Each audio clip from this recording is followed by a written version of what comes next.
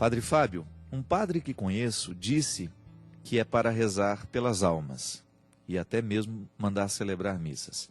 Já um outro diz que não precisa, pois as orações só servem para os vivos.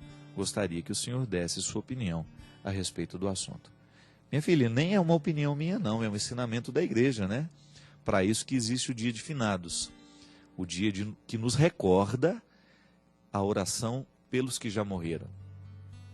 Toda a Eucaristia tem lá, dentro da oração eucarística, né, existe sempre um momento, né, em que a igreja reza por aqueles que estão ao redor da mesa e por aqueles que partiram para outra vida. Né? Você já deve ter prestado atenção. Se você é católico e participa dos ritos católicos, você sabe muito bem que dentro da oração litúrgica e eucarística há sempre um pedido por aqueles que já morreram. Isso faz parte da comunhão dos santos, né, gente? Nós rezarmos, claro, pelas questões vivas e por aqueles que já se foram. A oração é uma forma de querer bem. Eu sempre gosto dessa definição. Eu rezo por aqueles que eu quero bem.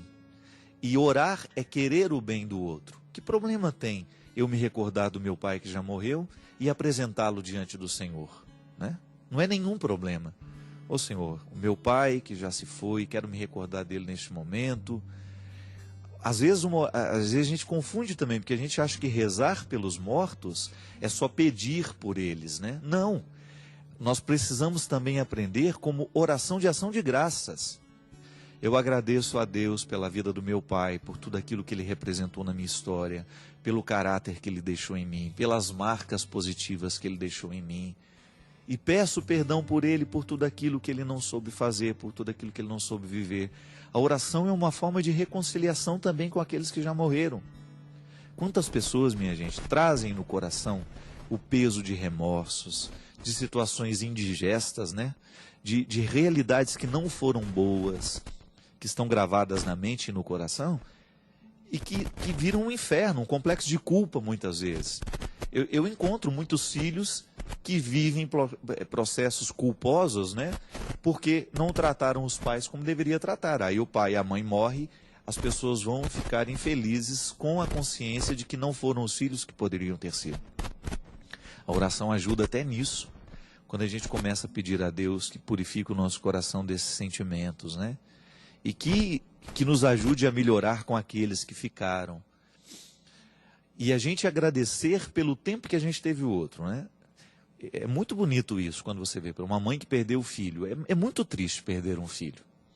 O primeiro momento é de desespero e geralmente Deus nem escuta aquilo que a mãe fala, aquilo que o pai fala, porque são desabafos, né? Mas depois de um determinado tempo, é até bonito você descobrir que a mãe e o pai, pelo processo de transformação do coração, da aceitação daquele acontecimento, são capazes até de agradecer a Deus pelo tempo que tiveram os seus filhos. A gente agradece, oh meu Deus, a minha irmã morreu tão jovem, né? Morreu com 31 anos.